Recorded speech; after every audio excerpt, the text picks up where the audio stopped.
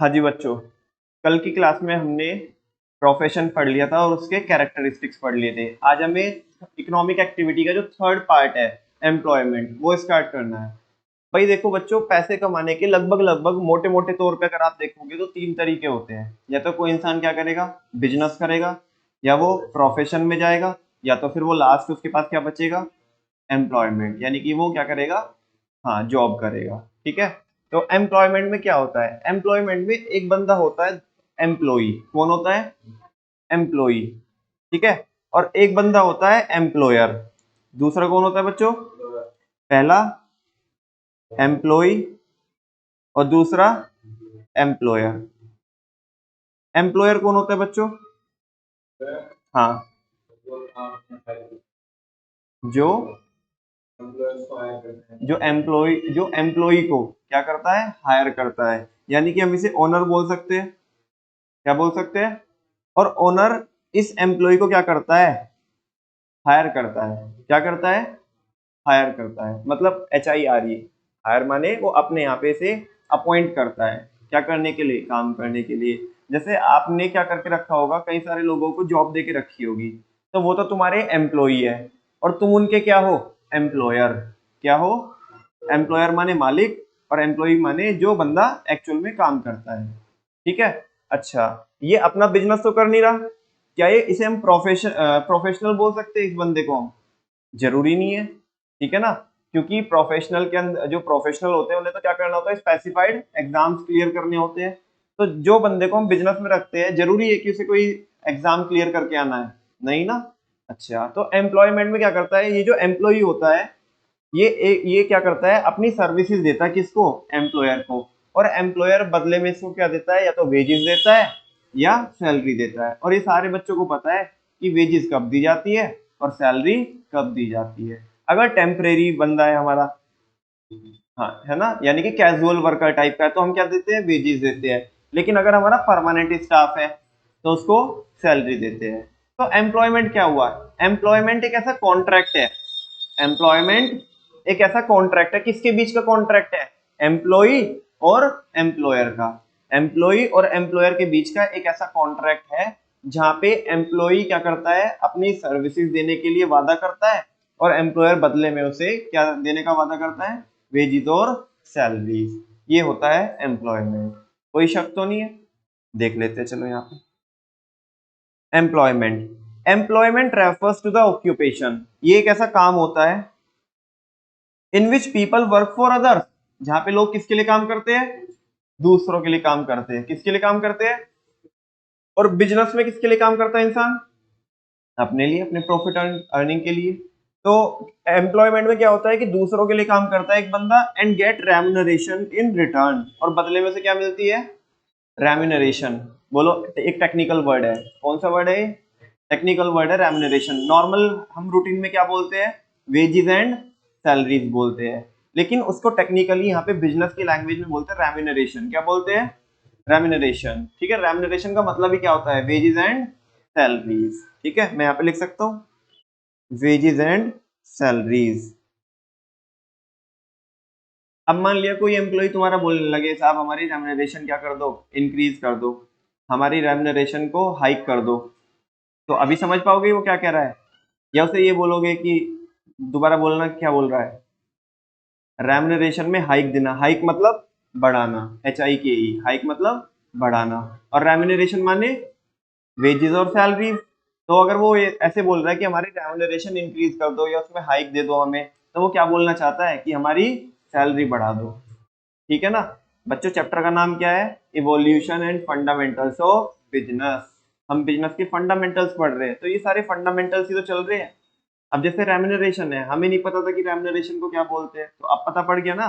तो वो बिजनेस के जो फंडामेंटल्स है, जो छोटे छोटे, हम वही सीख रहे हैं यहाँ पे। ठीक है, वापस से, employment refers to the occupation, employment एक ऐसा काम है in which people work for others, जहाँ पे लोग किसके लिए काम करते हैं, दूसरों के लिए काम करते हैं, and get remuneration in return, और बदले में उन्हें क्या मिलती है, रेम्युनरेशन। उसको मैं बोल सकता हूँ वेजेस और salaries, in the form of salary और वेजेस। आगे बताया गया इसने कि जो रेम्युनरेशन है वो किसकी फॉर्म में मिलती है, या तो सैलरी की फॉर्म में या वेजेस की फॉर्म में। जो परमानेंट स्टाफ है उन्हें क्या मिलेगी, सैलरी, और जो टेम्परेरी बंदे आपके यहाँ पे उन्हें वेजेस मिलेगी। ठीक है, those who are employed by others, जिन लोगों को एम्प्लॉय किया जाता है, मतलब जिन लोगों को हायर किया जाता है, अपने यहाँ पे रखा जाता है, आर नोन एज एम्प्लॉइज, उन्हें क्या बोलते हैं, एम्प्लॉइज। लाइक मैनेजर, जैसे तुमने अपने बिजनेस में कोई मैनेजर रखा है, कोई असिस्टेंट रखा है, कोई क्लर्क रखा है, या कोई पियन रखा है, ठीक है ना, etcetera etcetera, different different type के एम्प्लॉइज हो सकते हैं।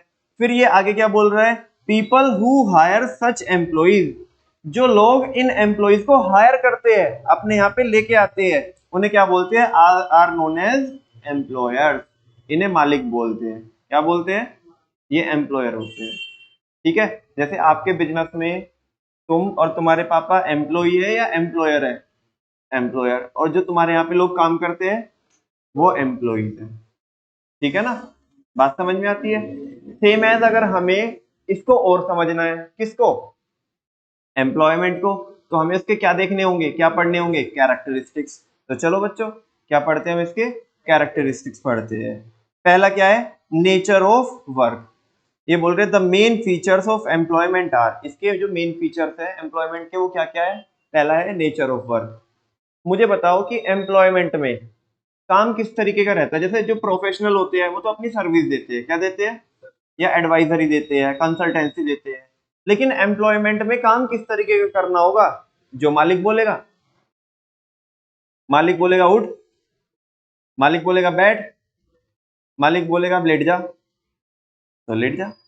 बात समझ में आ रही है ना। अरे तुम देख लो ना, तुम्हारे जो एम्प्लॉई है वो अपनी अपनी चलाते हैं, जैसे तुम बोलते हो वैसे करते हैं काम, जैसे तुम बोलोगे वैसे करेंगे काम, और अगर अपनी अपनी चला रहा है, तुम्हारी नहीं सुन रहा है, तो तुम उसे बाहर का रास्ता दिखा दोगे। ठीक है ना, तो ये वही तो बोल रहा है नेचर ऑफ वर्क, कि एम्प्लॉयमेंट में काम किस तरीके का करना होता है। देख लो यहाँ पे क्या लिखा है, employees are required to perform, employees को परफॉर्म करना होगा, ठीक है ना, काम वो करना होगा, as prescribed by the employer, जो किसने बताया है, एम्प्लॉयर ने, यानी कि मालिक ने, मालिक जैसा कहेगा वैसा करना है।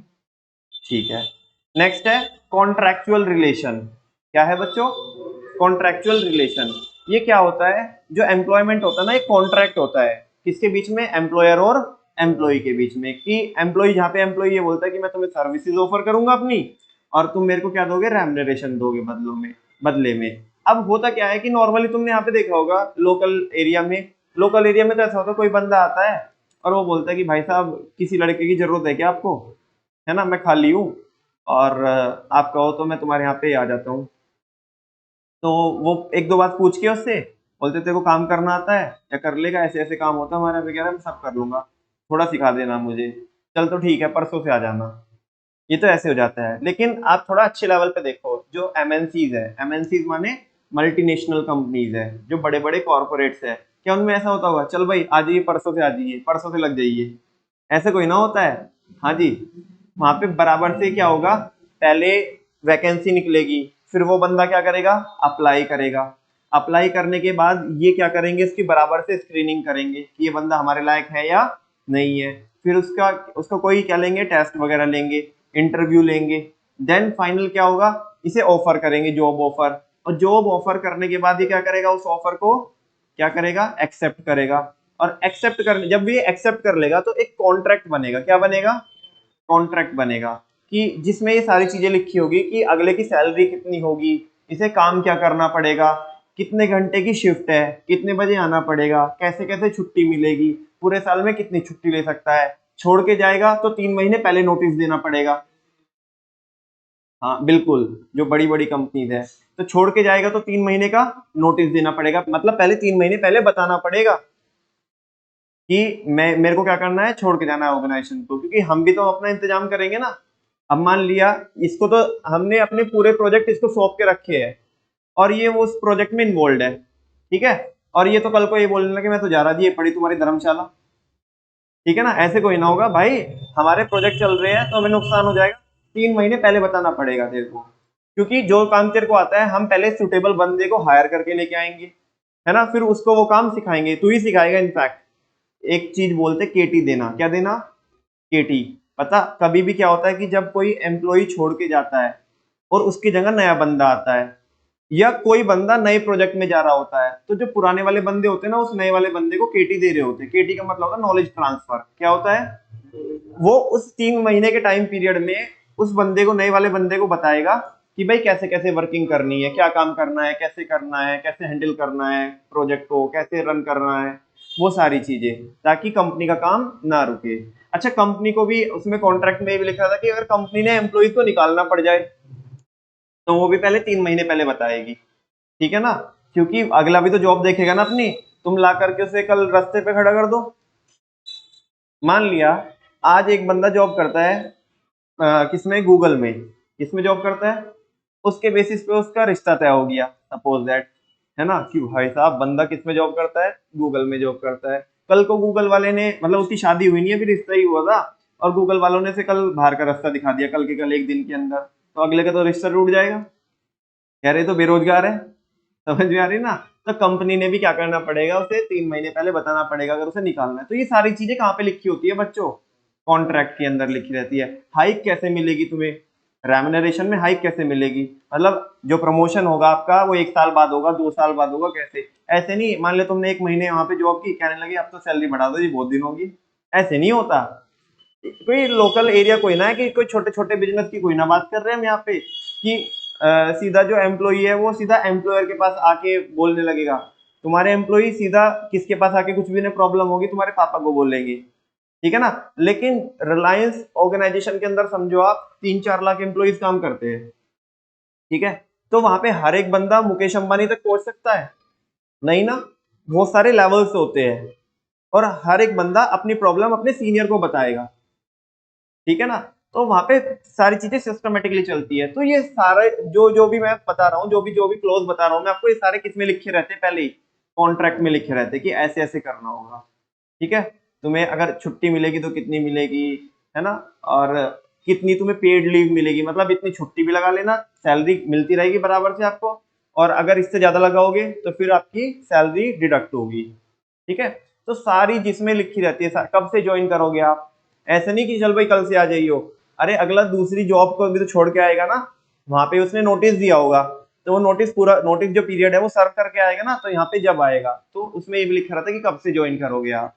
तो ये सारी चीजें लिखी रहती है, मतलब जिन बारे में भी आपको डाउट्स है ना, वो सारी चीजें पहले लिखी रहती है वहां पे। तो एम्प्लॉयमेंट क्या होता है, कॉन्ट्रैक्ट होता है। लोकल में तो वर्बल ही हो जाता है सारी चीजें, चल भाई कल से आ जाइयो। लेकिन बड़ी बड़ी कंपनीज में ऐसे वर्बल कोई ना होगा यार।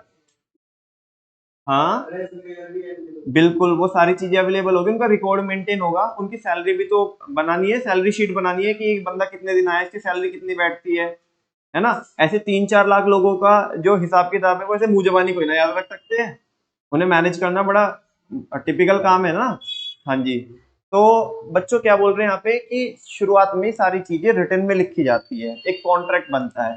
तो एम्प्लॉयमेंट एक कैसा क्या चीज होती है, एम्प्लॉयमेंट एक रिलेशन होता है, इसके बीच में, एम्प्लॉयर और एम्प्लॉय के बीच में। और ये कैसा रिलेशन होता है, कॉन्ट्रैक्चुअल रिलेशन। कैसा रिलेशन होता है, कॉन्ट्रैक्चुअल रिलेशन का मतलब होता है जहां पे हमारा कॉन्ट्रैक्ट बनता है कि मैं ऐसे ऐसे करूंगा और आप ऐसे ऐसे करोगे, और अगर कोई दिक्कतें आएंगी तो उस दिक्कत में, मतलब उस सिचुएशन में हम कैसे कैसे क्या चीज करनी होगी, वो सारी टर्म्स एंड कंडीशन पहले ही लिखी हुई होगी उसमें।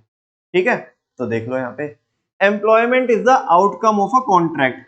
एम्प्लॉयमेंट किसका रिजल्ट है, मतलब एम्प्लॉयमेंट में बंदा कौन कैसे आता है, जब क्या बन जाता है, कॉन्ट्रैक्ट बन जाता है। कॉन्ट्रैक्ट हो जाता है किसके बीच में, between the employer and employee. The contract में भी रिटर्न और ओरल। कॉन्ट्रैक्ट कैसे में भी हो सकता है, रिटन में भी हो सकता है और ओरल में भी हो सकता है। लेकिन प्रेफर आप किसे करना चाहोगे, रिटन को या ओरल को।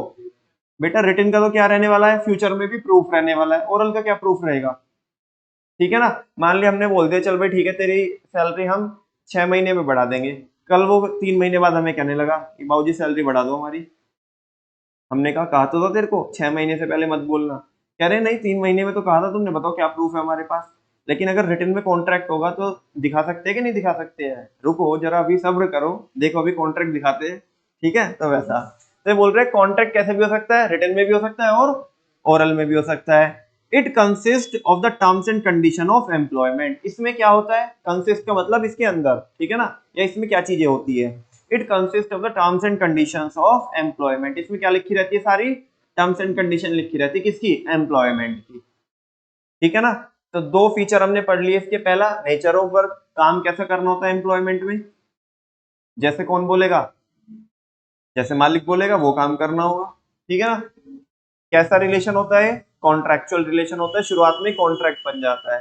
तीसरा देखो बच्चों, रिवॉर्ड और रिटर्न। एम्प्लॉई को बदले में क्या मिलता है, रिटर्न में क्या मिलता है, रिवॉर्ड में क्या मिलता है, रेम्युनरेशन। रेम्युनरेशन को हम क्या बोल सकते हैं, सैलरी और वेजेस। कोई डाउट तो नहीं है, तो सिंपल पॉइंट है ना। देखो, the employee is paid salary और वेजेस। एम्प्लॉय को क्या मिलती है, या तो सैलरी मिलेगी या वेजेस मिलेगी फॉर हिज सर्विसेज, जो वो अपनी क्या दे रहा है, सर्विस दे रहा है, ठीक है ना। नेक्स्ट है कैपिटल इन्वेस्टमेंट। क्या है बच्चों, आप मेरे को बताओ, जॉब करने के लिए कोई कैपिटल इन्वेस्टमेंट लगेगी क्या, नहीं। कैपिटल तो किस में लगती है, बिजनेस में लगती है। किस में लगती है, यहाँ पे बस तुम्हें पढ़ाई लिखाई करनी पड़ेगी। अगर आप मतलब बड़ी कंपनीज में क्या करना चाहते हो, जॉब करना चाहते हो, मतलब इंटेलेक्चुअल जॉब करना चाहते हो, तो उनके लिए पढ़ाई लिखाई करनी पड़ेगी आपको। नॉर्मली अगर किसी भी आप मतलब बिजनेस में हो, वहां पे मतलब ज्यादा बेसिकली मेंटल वर्क नहीं है, वहां पे फिजिकल वर्क है, तो उसके लिए पढ़ाई लिखाई की कोई जरूरत नहीं है ना। अच्छा, तो ये क्या बोल रहे हैं यहाँ पे कि बिजनेस करने के लिए तो क्या होता है, कैपिटल की हमें जरूरत होती है, कैपिटल लगानी पड़ती है, लेकिन एम्प्लॉयमेंट में हमें कैपिटल की जरूरत नहीं होती, बस हमें पढ़ाई लिखाई करनी होती है। अगर हम इंटेलेक्चुअल जॉब कर रहे हैं तो उस पढ़ाई लिखाई में पैसा लगाना होता है, ठीक है। इंटेलेक्चुअल मतलब जिसमें माइंड का इन्वॉल्वमेंट हो, वो चीज इंटेलेक्चुअल होती है, ठीक है ना। जहाँ पे किसका यूसेज हो, माइंड का यूज हो, तो उसे बोलते हैं इंटेलेक्चुअल। अब मान लिया तुम्हें कोई ऑफिशियल जॉब मिली है, ठीक है ना, तो वहां पे तुम कुछ भी बिना पढ़े लिखे कुछ भी परफॉर्म करोगे, उसके लिए तुम्हें नॉलेज होनी चाहिए, नॉलेज होनी चाहिए ना। अब जैसे हम ये सब्जेक्ट पढ़ रहे हैं, तो तुम ये सब्जेक्ट को पढ़ करके अपने बिजनेस में भी अप्लाई कर सकते हो इनको। अभी तो आगे बहुत सारे कॉन्सेप्ट आएंगे, अभी तो हम बेसिक बेसिक चीजें सीख रहे हैं, ठीक है। लेकिन अगर आप क्या करोगे, किसी कंपनी में जॉब करोगे, तो उसके लिए भी तो नॉलेज होनी चाहिए ना। लेट सपोज आप वहां पे मैनेजर बन रहे हो, कोई मैनेजर की पोजीशन पे आ रहे हो, है ना, तो वहां पे भी तो चीजें आपको क्या करनी पड़ेगी, मैनेज करनी पड़ेगी ना। तो वो इंटेलेक्चुअल काम है या फिजिकल काम है, इंटेलेक्चुअल है, जहां पे किसका यूज होगा, माइंड का यूज होगा। आपको पॉलिसीज बनानी होगी, स्ट्रेटेजीज बनानी होगी, प्लानिंग करनी होगी, आपको ये डिसाइड करना होगा कि हम आगे अपने बिजनेस को कैसे रन करेंगे। तो वो वहां पे किसका यूज होता है, माइंड का, तो उसे बोलते हैं इंटेलेक्चुअल, ठीक है। कैपिटल इन्वेस्टमेंट में देखते हैं, employment does not require any investment.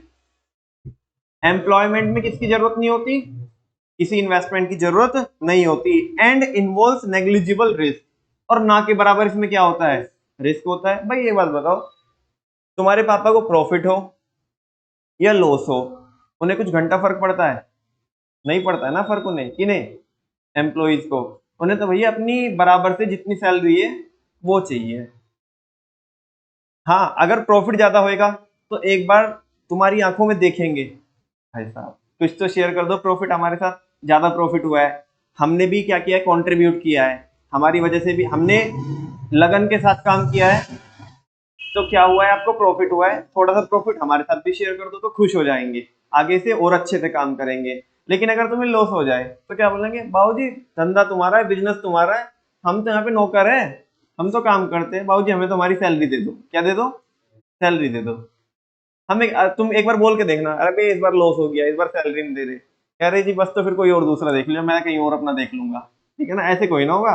तो क्योंकि बिजनेस में तो रिस्क होता है, रिस्क सारे जो भी है वो बिजनेसमैन को झेलने होंगे, लेकिन जॉब में कोई रिस्क नहीं होता। बस एक चीज का रिस्क होता है कि कहीं कंपनी निकाल ना दे, लेकिन प्रॉफिट और लॉस का तो रिस्क नहीं होता ना हर महीने कि पता नहीं इस बार सैलरी मिलेगी या नहीं मिलेगी, पता नहीं यार अच्छे से काम कर लेता हूँ कहीं ऐसा ना हो सैलरी दे ही ना। ऐसा नहीं होता, सैलरी तो मिलेगी ही मिलेगी। हाँ, आपने ही ऑर्गेनाइजेशन के अंदर ऐसा माहौल क्रिएट कर दिया, तुमने ही उन्हें मजबूर कर दिया कि अब तो तुम्हें निकालना ही पड़ रहा है, मतलब कुछ और नहीं तो एक वहां पे फ्लावर पोट रखा था वो उठा करके ले गए, ठीक है। कैलकुलेटर रखा था, बच्चे का घर से फोन आया उसके, पापा पापा मुझे कैलकुलेटर चाहिए, क्या कह रहे, क्या बात कर रहा है बेटा, दो दो कैलकुलेटर रखे, कैलकुलेटर उठा के ले गए, ठीक है। वो कह रहा है मुझे व्हाइटनर भी, अच्छा व्हाइटनर भी लेके आना है। वो मान लिया जहाँ पे स्टेशनरी रखी रहती है कंपनी के अंदर स्टोर रूम में, तो या अकाउंट्स डिपार्टमेंट में, वहां से वो कह रहा है कि मेरे को फाइल बनानी है, पापा फाइल लेते आना, सर मेरा प्रोजेक्ट चेक करेंगे। अरे बहुत फाइल रखी हुई, पेज भी रखे हुए हैं, ठीक है। वो कह रहा है कि मेरे को ना A4 साइज के पेपर चाहिए, तो पेपर उठा के लेके पूरा का पूरा रिम उठा के लेके वहां से कंपनी में से, तो अब वो सारी चीजें कैमरे में रिकॉर्ड हो रही है और जो सीनियर है वो देख रहे हैं कि यार ये तो भाई माहौल बना रहा है पूरा। अच्छा, अब जो नए एम्प्लॉइज है, जो नए एम्प्लॉइज आने वाले ऑर्गेनाइजेशन के अंदर, उन्हें कह रहा है इस कंपनी में ना आई हो, बहुत बेकार कंपनी है भाई साहब, मैं ही फंस गया यहाँ पे, ठीक है ना। तो ऐसा है, और जो एम्प्लॉइज का अपने आप तो कुछ कर नहीं रहा है, जो दूसरे एम्प्लॉइज काम कर रहे हैं उन्हें भी नहीं करने दे रहा है, तो अब तो इसने ऐसा माहौल डेवलप कर दिया ना ऑर्गेनाइजेशन के अंदर कि मजबूरन हमें निकालना पड़ेगा थे। तो इस चीज का तो देखो रिस्क हो सकता है। रिस्क भी क्या है, तुम्हारी तो बेवकूफी थी, ठीक है ना।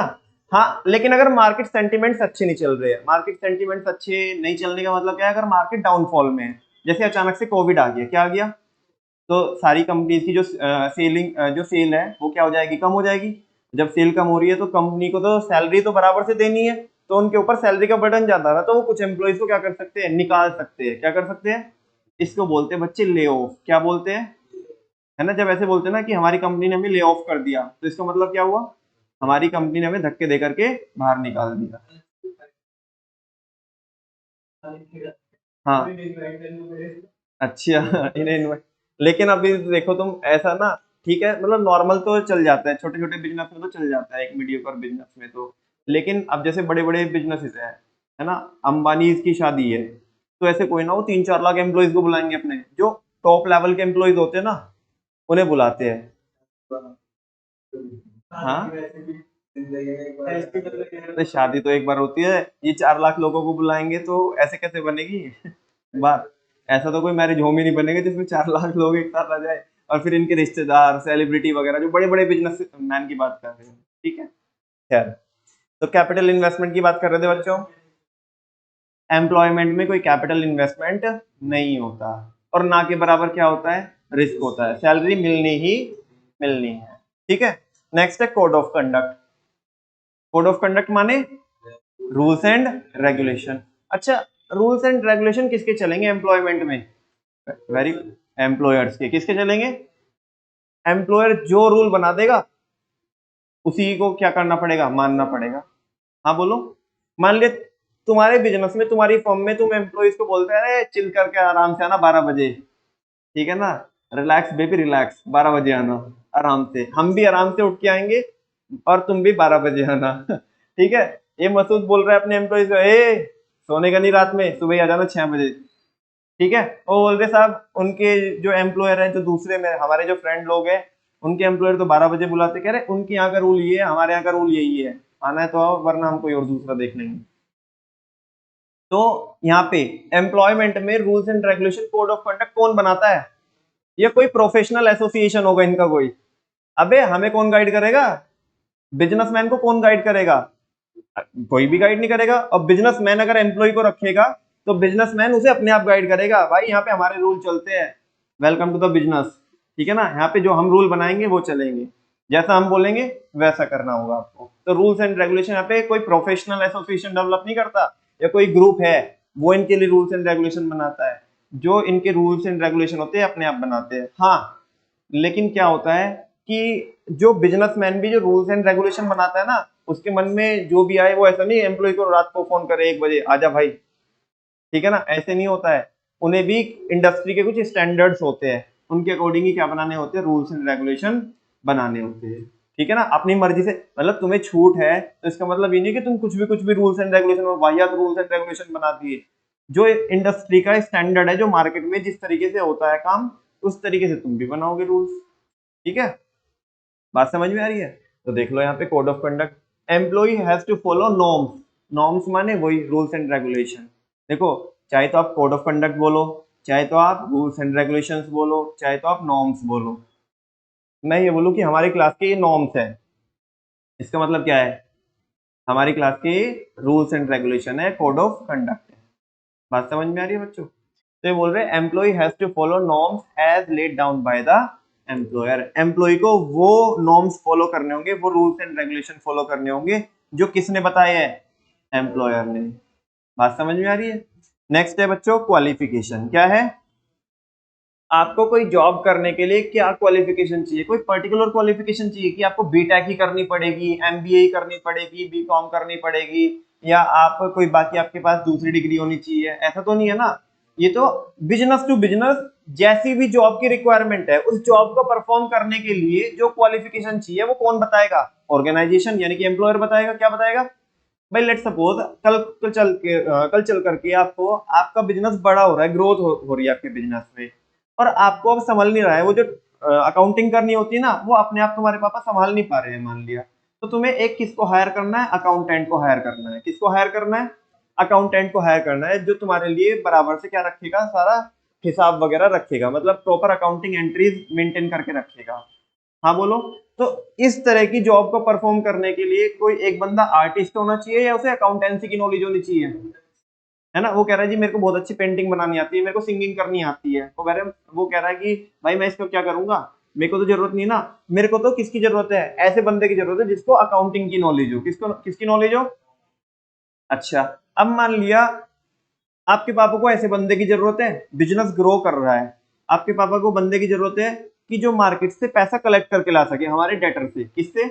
जिनको हमने उधार माल बेचा है, उनसे रिकवरी कर सके। ठीक है। अब तुमने एक बंदे को ऐसा हायर कर लिया कि जिसको अकाउंटिंग की नॉलेज है, क्या वो रिकवरी कर सकता है? नहीं कर सकता वो रिकवरी। उसे क्या आनी चाहिए? पब्लिक डीलिंग आनी चाहिए। क्या आनी चाहिए? कि लोगों से कैसे डील करते हैं, लोगों से कैसे पैसा निकलवाते हैं। बात समझ में आ रही है? तो जिस भी टाइप की जॉब की रिक्वायरमेंट है, उस तरह की आपकी क्या होनी चाहिए? क्वालिफिकेशन होनी चाहिए। मान लिया आपको हमने हमारी एक कंपनी है, आईटी कंपनी, और उसमें हमें एक बंदा चाहिए जो कोई एप्लीकेशन डेवलप कर सके, तो उसमें हम सीए को हायर करेंगे? नहीं, क्योंकि सीए को तो किसकी नॉलेज है? टैक्सेशन की नॉलेज है, फाइनेंस की नॉलेज है, ऑडिट की नॉलेज है, अकाउंटिंग की नॉलेज है। लेकिन हमें तो एक इंजीनियर चाहिए जिसको कोडिंग आती हो, जिसको पाइथन लैंग्वेज आती हो, सी प्लस प्लस आती हो, जावा आती हो। ठीक है ना? इस तरह की लैंग्वेज आती हो तो हमें तो वो बंदा चाहिए ताकि वो क्या कर सके? ऐप डेवलप कर सके। ठीक है ना? उसमें क्या किया उसने? उसने कुछ तो बीटेक वगैरह की हो सीएस से, है ना, या वो आर्टिफिशियल इंटेलिजेंस में उसने कुछ किया हो। तो ये जो रिक्वायरमेंट है कि क्वालिफिकेशन क्या चाहिए इस जॉब को परफॉर्म करने के लिए, ये कौन बताएगा? मालिक बताएगा, जिसको बंदा क्या करना है? हायर करना है। और उसको कैसे पता पड़ेगा कि क्या क्वालिफिकेशन का? भाई जिस टाइप की जॉब है उस टाइप की क्या चाहिए, उसमें क्वालिफिकेशन चाहिए। ऐसे जिस बंदे के पास वो होगी वो उसे क्या कर लेंगे? हायर कर लेंगे। तो ये बोल रहे हैं क्वालिफिकेशन। अंडर एम्प्लॉयमेंट, एम्प्लॉयमेंट में क्या होता है? An employee is required to have qualification. एक इंसान के पास, एक एम्प्लॉय के पास क्वालिफिकेशन वो होनी चाहिए या वो ट्रेनिंग होनी चाहिए एज प्रेस्क्राइब्ड बाय द, जो किसने बोला है? जो किसकी रिक्वायरमेंट है?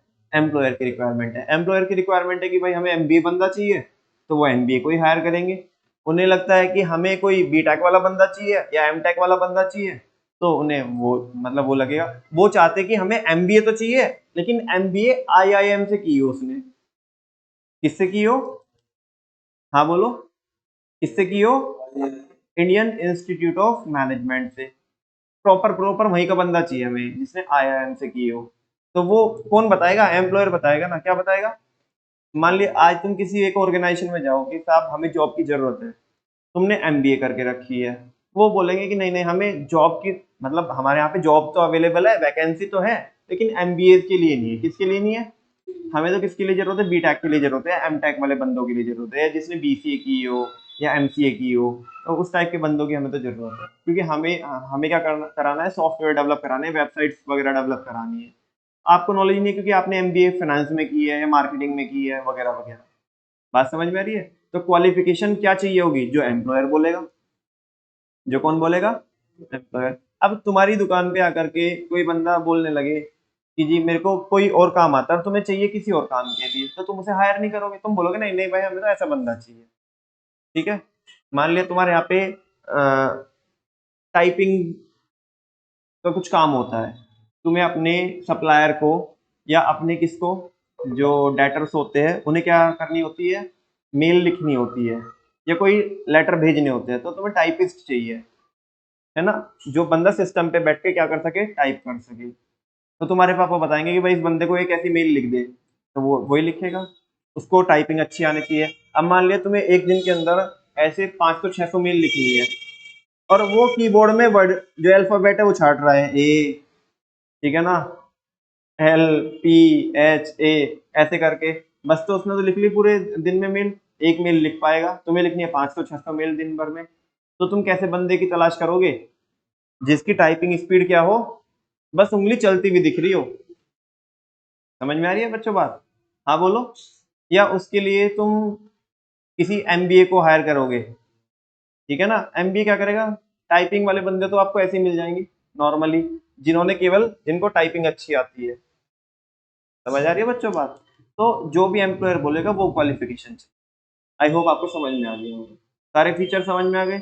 एक बार देखे कौन कौन से फीचर थे। नेचर ऑफ वर्क कैसा होता है, काम का नेचर जो मालिक बोलेगा। दूसरा, कैसा रिलेशन होता है, कॉन्ट्रैक्चुअल रिलेशन, यानी कि पहले क्या बन जाता है, कॉन्ट्रैक्ट बन जाता है। कॉन्ट्रैक्ट ओरल भी हो सकता है, और प्रेफर किसे करना चाहिए हमें, रिटर्न को, क्योंकि उसका फ्यूचर में क्या रहेगा, प्रूफ रहेगा। ओरल का कोई प्रूफ नहीं रहता। नेक्स्ट है रिवॉर्ड और रिटर्न, बदले में क्या मिलता है एम्प्लॉय को, सैलरी मिलती है या वेजेस मिलती है, या प्रॉपर हम क्या बोल सकते हैं, रेम्युनरेशन बोल सकते हैं।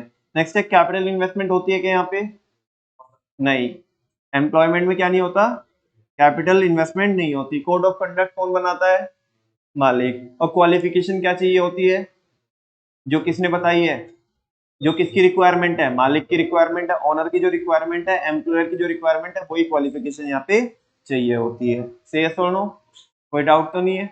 एमटी देख ले इसकी, चलो एमटी क्या है इसकी, एनसीआर की कैपिटल CQ है। पूछो अपने आप से ऐसा, एनसीआर की कैपिटल CQ है, ठीक है ना। एक जस्ट ऐसे ही एक रैंडम स्टेटमेंट है, बस आपको अच्छा लगेगा, वो माइंड में सेट हो जाएगा। मतलब कुछ नहीं है इसका, कभी सोचो इसका कुछ मतलब है, मतलब कुछ नहीं है।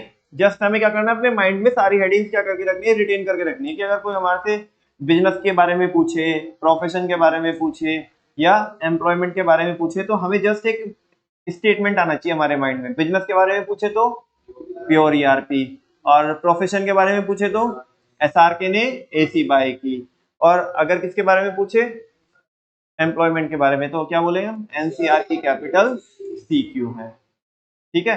N for nature of work, C for contractual relation, R for reward और रिटर्न। NCR की कैपिटल, कैपिटल माने कैपिटल इन्वेस्टमेंट, पूरी हेडिंग ऐसे है ना, कैपिटल। अब ऐसे मत करना, से C की अलग है, A की अलग है, P की अलग है, उसे देखो मैंने एक साथ ही लिखा है ना, कैपिटल माने कैपिटल इन्वेस्टमेंट, और C for code of conduct, और Q फॉर क्वालिफिकेशन। सारी हेडिंग आ गई आपको। देखो कितनी हेडिंग है यहाँ पे, 3 4 5 6 यहाँ पे है, और 7 उनमें थी, 7 और 7 14 और 6 20 हेडिंग हो गई, और जल्दी से हमारे माइंड में वो आ भी गई। कोई डाउट तो नहीं है, आगे चल सकते हैं आज, बिल्कुल। नेक्स्ट है बच्चों, ध्यान से देखो, एक छोटा सा टॉपिक है बच्चों। आज ना हम बिजनेस एक लेट सपोज एक छोटे स्केल पे कर रहे हैं, किस पे कर रहे हैं, लेकिन जैसे जैसे हमारा बिजनेस ग्रो करेगा, बड़े स्केल पे होगा, तो आज तो क्या है, हम सारी एक्टिविटीज हम ही परफॉर्म कर ले रहे हैं। आपके पापा सारी चीजें संभाल लेते हैं, परचेजिंग भी कर लेते हैं, सेल भी कर लेते हैं, डेटर से रिकवरी करनी है तो कलेक्शन भी कर लेते हैं, है ना। बैंक का कुछ काम है तो बैंक में भी वही जाते हैं, ठीक है। और क्या करना है, अगर प्रोडक्शन जहाँ पे हमारी फैक्ट्री है, फैक्ट्री को भी वही संभाल लेते हैं, सारे ऑपरेशन वही देख रहे हैं। कुछ मार्केटिंग करनी है, एडवर्टीजमेंट वगैरह कराना है तो वो भी वही कर लेते हैं, बंदों को हायर करना है तो वो भी वही कर लेते हैं। आज तो सारा काम वो संभाल ले रहे हैं, क्योंकि बिजनेस एक्टिविटीज जो हो रही है वो छोटे स्केल पे हो रही है। लेकिन लेट सपोज ये जो बिजनेस है ना, ये हमारा जॉइंट बिजनेस बन जाए, बड़ा बिजनेस हो जाए, ठीक है ना, तो क्या हम सारी एक्टिविटीज अपने आप परफॉर्म कर सकते हैं, नहीं। हमें काम को क्या करना पड़ेगा बच्चों, डिवाइड करना पड़ेगा, कुछ लोगों को हायर करना पड़ेगा, और वो काम उनको अलॉट करना पड़ेगा, ठीक है ना। जैसे एक कंपनी के अंदर तुम बोलोगे भैया हमारे यहाँ पे तो ऐसा नहीं होता, तो बच्चों अभी तुम्हारा एक बिजनेस ना एक लेवल तक है, जैसे तुम्हें लगेगा कि ये बिजनेस का लेवल ग्रो होते जा रहा है, ग्रो होते जा रहा है, तो तुम अलग अलग बंदे क्या करोगे, उस काम को करने के लिए हायर करोगे। आज भी करके रखे होंगे, एक आध बंदा तुम्हारे ऑर्गेनाइजेशन में ऐसा होगा, तुम्हारी कंपनी के अंदर या तुम्हारी फर्म के अंदर ऐसा होगा कि जो पर्टिकुलर एक ही काम करता है, ठीक है।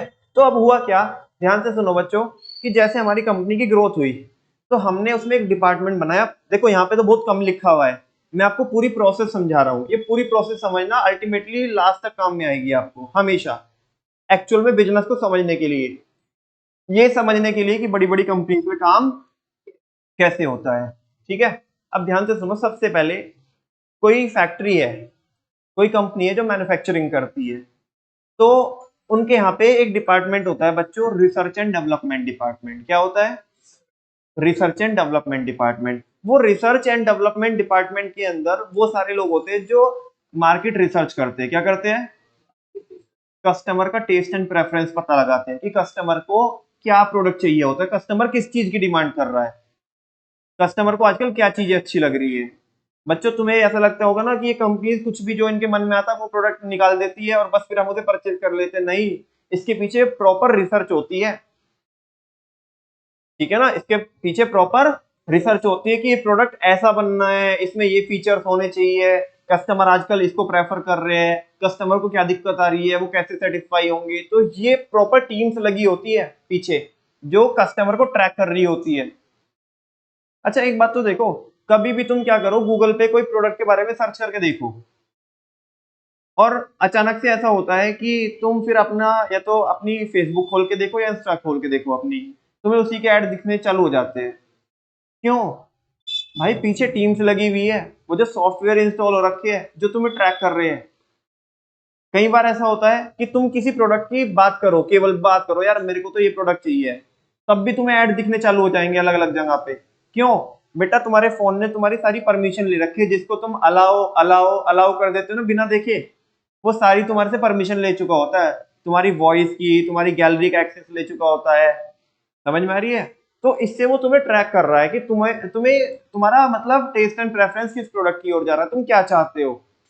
ठीक है, तो वहां पे कंपनी में क्या होता है, रिसर्च एंड डेवलपमेंट डिपार्टमेंट होता है, जिसमें सारे लोग क्या कर रहे होते हैं, ये ट्रैक कर रहे होते हैं, रिसर्च कर रहे होते हैं कि कस्टमर का क्या टेस्ट एंड प्रेफरेंस है, कस्टमर की क्या लाइकिंग और डिसलाइकिंग है।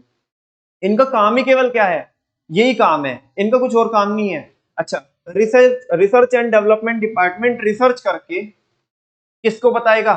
जो प्रोडक्शन डिपार्टमेंट है उसको बताएगा कि कस्टमर आजकल मार्केट में ये प्रोडक्ट चाहते हैं, तुम ये वाला प्रोडक्ट बनाओ। बात समझ में आ रही है? अच्छा, इसने रिक्वायरमेंट बताई, ध्यान से सुनना। फिर होगा क्या, ये जो प्रोडक्शन वाला बंदा है, जो प्रोडक्शन मैनेजर है या जो प्रोडक्शन डिपार्टमेंट के अंदर जो लोग हैं, ये किसको कांटेक्ट करेंगे? डिजाइनर को। किसको कांटेक्ट करेंगे?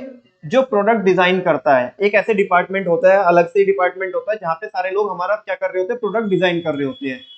रिसर्च एंड डेवलपमेंट वाले ने जो रिसर्च की है वो किसको बता रहा है? प्रोडक्शन वाले को। प्रोडक्शन वाले ने देखा और उसने फिर किसको कांटेक्ट किया? डिजाइनर को। तो डिजाइनर उस प्रोडक्ट को क्या करेगा? आपके सिस्टम पे डिजाइन करेगा कि ये प्रोडक्ट दिखने में ऐसा लगेगा। बात समझ में आ रही है? अब डिजाइन क्या हो गया? फाइनल हो गया। डिजाइन फाइनल कैसे होगा? जब 3 लोगों की मीटिंग होगी बच्चों। किसकी मीटिंग होगी? एक तो रिसर्च एंड डेवलपमेंट मैनेजर की मीटिंग होगी, एक प्रोडक्शन मैनेजर की मीटिंग होगी और एक जो बेसिकली जो हमारा मेन जो डिजाइनर है उसकी मीटिंग होगी। 3 लोगों की मीटिंग होगी तो डिजाइन फाइनल होगा। अच्छा, अब डिजाइन फाइनल हो गया, जैसे डिजाइन फाइनल हो गया तो इस डिजाइन को यानी कि इस प्रोडक्ट को प्रोड्यूस करने के लिए क्या क्या रॉ मटेरियल की जरूरत पड़ेगी, ये रिक्वायरमेंट जो प्रोडक्शन वाला बंदा है ना वो किसको बताएगा? परचेज मैनेजर को बताएगा। किसको बताएगा? परचेज मैनेजर का काम ही क्या है? परचेजिंग करना रॉ मटेरियल की। और ऐसा नहीं कोई एक दो बंदे रहते हैं इसके अंदर, बहुत सारी पूरी टीम रहती है। तुम बोलोगे भैया ये तो हमारे पापा अपने आप ही कर लेते काम। अरे बच्चों, जब बड़ी बड़ी कंपनीज हो जाती है ना तो उसमें सारे काम कैसे कर सकते हो? आप ही डिजाइनर, मतलब ऐसा होता है तुम ही हो माता, तुम ही पिता हो, तुम ही हो बंधु सगा, तुम ही सारा कुछ तुम ही कर लोगे। तुम्हें हर एक चीज में स्पेशलाइजेशन होगा? नहीं होगा ना। तो हर एक बंदे हम जो हायर करेंगे वो स्पेशलिस्ट बंदे हायर करेंगे। तो जो परचेज मैनेजर है, परचेज मैनेजर क्या करेगा? परचेजिंग करेगा रॉ मटेरियल की। तुम बोलोगे भैया ये क्या करता होगा? बस मार्केट जाता होगा, परचेज करके ले आता होगा। अरे ऐसा नहीं होता बच्चों, ये इसकी बराबर से क्या होती है? प्रोसेस होती है। वो पहले आइडेंटिफाई करेगा मार्केट में, किसको? सप्लायर को, कि जो प्रोडक्ट हमें चाहिए वो प्रोडक्ट के मार्केट में कितने सप्लायर है, कौन कौन बंदे हमें प्रोडक्ट को सप्लाई कर सकते हैं। और सप्लाई करने के बाद मतलब वो ऐसा आइडेंटिफाई करने के बाद कि मान लिया उसने 5 सप्लायर को आइडेंटिफाई किया, तो वो उन 5 के 5 को क्या करेगा? कांटेक्ट करेगा, उनको मेल लिखेगा और मेल लिखेगा क्या कि हमें ये रॉ मटेरियल चाहिए, आपके पास क्या क्या क्वालिटी है इसकी, ठीक है ना, या हमें जो क्वालिटी चाहिए इस क्वालिटी का आपके पास है या नहीं है। मान लिया वो 5 बंदों ने बोला कि हाँ है ना, तो फिर हम उनसे क्या मंगाएंगे? कोटेशन मंगाएंगे। क्या मंगाएंगे? कोटेशन का मतलब होता है बच्चों टेंडर प्राइस। क्या बोलते हैं? QUOTATION, कोटेशन या टेंडर प्राइस। ये पूरी प्रोसेस आज जो मैं समझा रहा हूँ ना, बड़ी इंपॉर्टेंट है किसी भी एक बिजनेस को समझने के लिए, तो सारे बच्चे इसको प्रैक्टिकली समझते रहना, ठीक है। तो वो कोटेशन मंगाएगा कि भाई, कोटेशन का मतलब होता है कि आप अपना प्राइस बताओ कि आप ये मटेरियल, ये रॉ मटेरियल कितने प्राइस पे हमें सप्लाई कर सकते हो। अब 5 बंदे क्या कर रहे हैं, सप्लाई करना चाहते हैं, तो आपके पास 5 कोटेशन आई। कितनी कोटेशन आई? 5 कोटेशन आई। तो आप मुझे ये बताओ कि आप किस बंदे से परचेजिंग करना चाहोगे, किसको सेलेक्ट करोगे 5 में से? जिसने सबसे कम प्राइस कोट किया होगा या सबसे ज्यादा प्राइस कोट किया होगा? सबसे कम प्राइस कोट किया होगा, मतलब सबसे कम में बताया होगा कि हम आपको ये इतने में दे देंगे, और क्वालिटी इसकी वो होगी जो तुम चाहते हो, यानी कि सबसे बेस्ट एंड बेस्ट क्वालिटी जो सबसे कम में क्या करा रहा होगा, प्रोवाइड करा रहा होगा। तो परचेज मैनेजर का काम है, परचेज मैनेजर उसे क्या करेगा, सेलेक्ट करेगा। यस और नो? अच्छा, सेलेक्ट करने के बाद क्या आएगा, वो प्रोडक्ट मतलब जो रॉ मटेरियल है वो आएगा, हाँ बोलो, हमारी फैक्ट्री के अंदर आएगा, ठीक है। और फैक्ट्री के अंदर फिर वो कहाँ पे रखा जाएगा, स्टोर रूम में रखा जाएगा। कहाँ पे रखा जाएगा? स्टोर रूम में कुछ बंदे होंगे जो स्टोर मैनेज कर रहे होंगे कि कितना माल स्टोर में आ रहा है, कितना माल यहाँ से फैक्ट्री में जा रहा है, सारा इसका हिसाब किताब रखते होंगे। यस और नो? अच्छा, फिर वो स्टोर में आकर के वो कहाँ पे आएगा, स्टोर से कहाँ पे आएगा, फैक्ट्री में आएगा, यानी कि जहाँ पे एक्चुअल में प्लांट एंड मशीनरी है हमारी। तो वहां पे प्रोडक्शन मैनेजर क्या करेगा, प्रोड्यूस करेगा। क्या करेगा? प्रोड्यूस करके वो फिनिश गुड्स बनेगा, और वो फिनिश गुड्स वापस से किस में रखा जाएगा, वेयर हाउस में रखा जाएगा। किस में रखा जाएगा? वेयर हाउस में। एक बंदा होगा वेयर हाउस में कि कितनी कितनी यूनिट्स बन बन के आ रही है और कितनी यहां से फिर सप्लाई हो रही है आगे। फिर एक ट्रांसपोर्टेशन डिपार्टमेंट होगा। कौन होगा? जो हमारे माल को क्या करता है, पूरे वर्ल्ड में, हम क्योंकि एक्सपोर्ट भी करते हैं, तो पूरे भारत भर में और पूरे वर्ल्ड में क्या करता है, उसे ट्रांसपोर्ट करने का काम करता है, पहुंचाने का काम करता है। बात समझ में आई? अच्छा, अभी ये देखो कितने सारे फंक्शन आ गए। मैंने आपको बताया रिसर्च एंड डेवलपमेंट डिपार्टमेंट, फिर production department, purchase department, designer हो गया, और आपका स्टोर वाला बंदा हो गया, फिर वेयर हाउस हो गया, ट्रांसपोर्टेशन डिपार्टमेंट हो गया, उसका मैनेजर हुआ प्रॉपर। अच्छा, इन सारी चीजों को परफॉर्म करने के लिए क्या लगेगा, विटामिन एम। क्या लगेगा? तो एक डिपार्टमेंट अलग से बनाया हमने जिसको बोलते हैं फाइनेंस डिपार्टमेंट। क्या बोलते हैं? जितने भी फंड्स एलोकेट होते हैं ना, मतलब फंड्स का डिस्ट्रीब्यूशन होता है, वो वहां से होता है। पैसे अगर चाहिए तो सब कहां से मिलेंगे, फाइनेंस डिपार्टमेंट से। कहां से मिलेंगे? वो सारा बैंकिंग वगैरह का पैसों को संभालते हैं। उनका काम ही क्या है, उनका प्रोडक्शन से कोई मतलब नहीं है, मतलब तो है इन द सेंस, लेकिन वो प्रोडक्शन की एक्टिविटी परफॉर्म नहीं करेंगे। उनका काम तो केवल फंड्स को मैनेज करना है, पैसों को मैनेज करना है, ठीक है। अच्छा, ऑर्गेनाइजेशन के अंदर इतने सारे एम्प्लॉइज है, डिजाइनर चाहिए, परचेज मैनेजर चाहिए, उनकी टीम चाहिए, प्रोडक्शन मैनेजर, सेल्स मैनेजर। समझ में आ रही है बच्चों बात? ये सारे लोग चाहिए, तो एक डिपार्टमेंट अलग से ही इसका बनाया हमने, जिसको बोलते हैं हम एचआर डिपार्टमेंट। क्या बोलते हैं? एचआर नहीं, एचआर, ठीक है ना। एचआर डिपार्टमेंट बोले तो ह्यूमन रिसोर्स डिपार्टमेंट। ये ह्यूमन रिसोर्स डिपार्टमेंट क्या करता है, ये पूरे ऑर्गेनाइजेशन के अलग अलग डिपार्टमेंट जो है ना, उनमें किस किस बंदे की जरूरत है, हमें किस किस टाइप के लोगों की जरूरत है, उनको हायर करने का काम करता है। क्योंकि ये एक्सपर्टी उसमें है कि लोगों को हायर, किस पोजीशन के लिए किस बंदे को हायर करना है, कौन सुटेबल बंदा रहेगा। सुनो, अच्छा, माल को बेचना भी तो है, तो सेल्स मैनेजर चाहिए। कौन चाहिए? तो वो सेल्स डिपार्टमेंट होगा। अच्छा, अपने क्योंकि जो मार्केट में ऐसा बोला जाता है कि जो दिखता है वो बिकता है, तो हमें क्या भी कराना पड़ेगा, मार्केटिंग भी करानी पड़ेगी, एडवर्टीजमेंट वगैरह कराना पड़ेगा, पब्लिक से रिलेशन डेवलप करने पड़ेंगे। हाँ बोलो। अब जैसे बड़ी बड़ी कंपनीज होती है, तो तुमने देखा होगा कि भाई ये वाली कंपनी क्या कर रही है, आईपीएल स्पॉन्सर कर रही है, जैसे टाटा आईपीएल या पेप्सी आईपीएल, वीवो आईपीएल, या अलग अलग क्या हो रहे हैं, जो रियलिटी शोज आते हैं वो स्पॉन्सर कर रही है कंपनी। तो इनसे सीधा मुकेश अंबानी बात करेंगे क्या? नहीं, उनकी कंपनी के जो मार्केटिंग मैनेजर है, कौन है, वो उनसे कॉन्ट्रैक्ट करते हैं। किससे? अलग अलग रियलिटी शोज वाले से, कि भाई हम तुम्हारा क्या करना चाहते हैं, स्पॉन्सर करना चाहते हैं, हमारा नाम आना चाहिए इसमें, ताकि लोगों को पता पड़े, है ना। जो हमारे इंडियन प्लेयर्स है वो अलग अलग मैच खेलते हैं आईपीएल के, या बाकी वनडे खेलते हैं, 2020 खेलते हैं, तो जो टी शर्ट्स पहनते हैं, यहाँ पे तुमने देखा बायजूस लिखा रहता है, भाई उनको टी शर्ट वो पहनाने के कई करोड़ों रुपए देने पड़ते हैं, कई कई सौ करोड़ रुपए। समझ में आ रही बात? क्योंकि पूरी जनता देख रही है ना, आईपीएल तो पूरी दुनिया पागल है। हाँ बोलो, खासकर भारत में तो बड़ा क्रेज है आईपीएल का। तो जब लोगों को पता लगेगा, अभी देखेंगे ना लोग, देखेंगे आईपीएल देखेंगे, वो बोलेंगे बे किसकी टी शर्ट पहन रहे, क्या लिख रहा है इस पे, बायजूस लिख रहा है, ये क्या होता है भाई, है ना। तो फिर छोटे छोटे बच्चे हैं, या जैसे आप जैसे है, तो आप आपके पेरेंट्स को बताओगे ये क्या करते हैं, ये एजुकेशनल सर्विसेज देते हैं, इनके कोर्सेज आते हैं, तो जनता को पता चलेगा कि नहीं पता चलेगा। इन फ्यूचर फिर वो बोलेंगे अबे तू उसका कोर्स ले लेना, बायजूस का कोर्स ले ले या फिजिक्स वाला का कोर्स ले ले, ऐसे करके। समझ में आ रही है? तो ये मार्केटिंग मैनेजर का काम क्या है? मार्केटिंग करना। हाँ बोलो। तो मैंने देखो कितने सारे डिपार्टमेंट बताए आपको, 10 से ज्यादा डिपार्टमेंट बताए आपको, यस और नो। और ये सब अपना अपने फील्ड का क्या करते हैं? काम परफॉर्म करते हैं। ठीक है, जब जाके कंपनी को क्या आता है? प्रॉफिट आता है।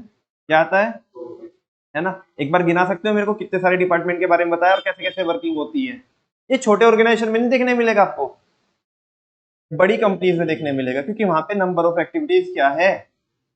छोटे में क्यों देखने को नहीं मिलेगा? क्योंकि छोटे में तो आपके पापा ही, या मतलब जो भी बंदा है वो ही सारी चीजें संभाल रहा होता है ना, कलेक्शन भी वही कर रहा है ना। इनफैक्ट अगर ऑर्गेनाइजेशन में साफ सफाई करनी है तो वो भी वही कर रहा है, सारे काम उसी करने होंगे भाई। समझ में आ रही है ना बात? लेकिन बड़ी कंपनीज में ऐसा नहीं होता। अगर एक इंसान सारे काम संभालेगा तो पागल हो जाएगा, वो तो कुछ भी नहीं कर पाएगा। ठीक है ना? इधर डिजाइनर बोल रहा है भाई साहब डिजाइन फाइनल करो, है ना, फाइनेंस वाला बोल, मतलब उधर फाइनेंस की पैसों की दिक्कत आ रही है, वो भी हमें मैनेज करना है, तो भाई टाइम तो लिमिटेड है, सारी चीजें कैसे मैनेज करेंगे? समझ में आ रही है ना बच्चों? बच्चों एक दिन के, दिन और रात मिला करके 24 घंटे होते हैं, 24 के हम 24 घंटे 1 मिनट भी नहीं कर सकते। लेकिन अगर हमने लोगों को हायर कर लिया, है ना, आज मैं इंडिविजुअली काम कर रहा हूँ और लेट सपोज मैं एक दिन में 15 घंटे काम करता हूँ, कितने घंटे काम करता हूँ? तो मैं 15 से ज्यादा नहीं कर सकता। समझ में आ रही है बच्चों बात? लेकिन अगर मैंने अपने जैसे जैसे अपने साथ 10 लोग और हायर कर लिए, तो कितने घंटे हो गए अब? 150 घंटे, और प्लस मैं 10 घंटे 15 घंटे क्या कर रहा हूँ? परफॉर्म कर रहा हूँ। तो ओवरऑल कितने घंटे मेरे ऑर्गेनाइजेशन में काम चलेगा? 165 घंटे। से ये सुनो, हम दिन और रात का टाइम नहीं चेंज कर सकते, लेकिन लोगों को अपने लिए यूज कर सकते हैं और टाइम को ऐसे इंक्रीज कर सकते हैं। तो जब एक दिन में 24 घंटे ही होते हैं, उसमें से मैं 15 घंटे परफॉर्म कर रहा हूँ, लेकिन अगर मैंने बाकी 10 लोगों को और हायर कर लिया तो वो भी तो मेरे लिए काम कर रहे हैं ना। तो यहाँ पे हमने नंबर ऑफ आवर्स ऐसे इंक्रीज कर सकते हैं। ऐसे ही तभी तो क्या होता है? बिजनेस ग्रो करता है। सारा काम तुम ही करते रहोगे हमेशा तो कभी बिजनेस ग्रो नहीं होगा। समझ में आ रही है बच्चों बात? अभी तो हमने चालू ही किया सिलेबस, अभी तो हम ये देखेंगे कि बड़ी बड़ी कंपनीज के अंदर तुम्हारे माइंड में आता होगा यार, ये रिलायंस ट्रेंड है, रिलायंस के पेट्रोल पंप्स है, या बाकी और जो टाटा की इतने सारी जो वेंचर्स चलते हैं, या मॉल्स होते हैं, है ना, जैसे डी मार्ट टाइप के, वी मार्ट टाइप के, यार ये कैसे चलते हैं? इनमें मालिक तो रहता नहीं है। ये जो मैकडी वगैरह की फ्रेंचाइजी होती है, ये जो इनके आउटलेट्स है कैसे चल रहे होते हैं? यहाँ पे लोग चोरी नहीं करते। हमारे माइंड में ऐसा आता होगा ना कि हमारे पापा को तो डर रहता है कि अगर किसी भी एक हमने अपने एम्प्लॉय को बैठा दिया थोड़ी देर के लिए तो गल्ला साफ ना कर दे वो, है ना। गल्ला साफ करना माने उसे बोलते हैं, बिजनेस की लैंग्वेज में बोलते हैं कैश एम्बेजलमेंट। क्या बोलते हैं? Cash embezzlement. बात समझ में आ रही है? तो तुम्हारे पापा को तो डर रहता है कि कहीं ये एम्प्लॉय हमारा क्या ना कर दे, गल्ला साफ ना कर दे, लेकिन ये इतनी बड़ी बड़ी कंपनीज होती है, कैसे चल रही होती है? मालिक तो एक ही है ना। हाँ बोलो। समझो बच्चों आप, जैसे मैकडी है, मैकडी मैकडी की ओवरऑल पूरे वर्ल्ड में लगभग लगभग, if I am not wrong, 35,000 branches है। कितनी ब्रांचेज है? यानी कि उनके जो मैकडी के आउटलेट्स है वो 35,000 है। अगर तुम भारतीय सोच पे चलोगे, है ना, भारत की सोच क्या होती है, हमारी जो एक टिपिकल सोसाइटी होती है उसकी सोच क्या होती है कि बिजनेस या दुकान उतनी करेंगे जितने बच्चे हैं। हाँ बोलो। मान ले 2 बच्चे हैं तो 2 ही दुकान करेंगे। और एक बार अगर यही सोच मैकडी वाले के लिए अप्लाई कर दो, उसकी तो 35,000 ब्रांचेज है, तो इसका मतलब उसने जिंदगी में कितने बच्चे किए होंगे? 35,000। अरे प्रैक्टिकली पॉसिबल ही नहीं है भाई। समझ आ रही है ना बात? तो यार वो इतना बड़ा बिजनेस कैसे कर लेते हैं, कैसे चल रहा होता है उनका बिजनेस ऑटो पायलट मोड पे? वही तो हमें यहाँ पे समझना है इस सब्जेक्ट के माध्यम से। समझ में आ रही है बच्चों बात? तो ये पूरी प्रोसेस समझाई मैंने आपको कि कैसे अलग अलग क्या होते हैं, डिपार्टमेंट्स होते हैं और उनकी वर्किंग कैसे कैसे होती है। यही वो टॉपिक है। ये कह रहे हैं बिजनेस फंक्शंस। क्या है? बिजनेस फंक्शन, यानी कि बिजनेस के कौन कौन से फंक्शन होते हैं। अरे यार 3-4 लिखे इसने मेन मेन से फंक्शन, मैंने तो आपको डिटेल में बताया बहुत ज्यादा जा करके, है ना। 12 फंक्शन तो कम से कम हमारे बच्चे ऐसे गिना सकते हैं, ये तो लिखे है 4 यहाँ पे। जल्दी बोलो, शुरुआत से शुरू हो जाओ, कौन कौन से फंक्शन है? सबसे पहले कौन आएगा? Research and development, very good. फिर प्रोडक्शन, फिर डिजाइनर, फिर क्या होगा? परचेज मैनेजर आएगा पिक्चर में। फिर परचेज मैनेजर के बाद यानी कि परचेज डिपार्टमेंट आएगा। परचेज डिपार्टमेंट के बाद फिर कौन सा डिपार्टमेंट? प्रोडक्शन तो आ ही गया हमारा। फिर उसके बाद क्या होगा, ट्रांसपोर्टेशन होगा, क्या होगा, ट्रांसपोर्टेशन होगा, वेयर हाउस होगा, ठीक है ना।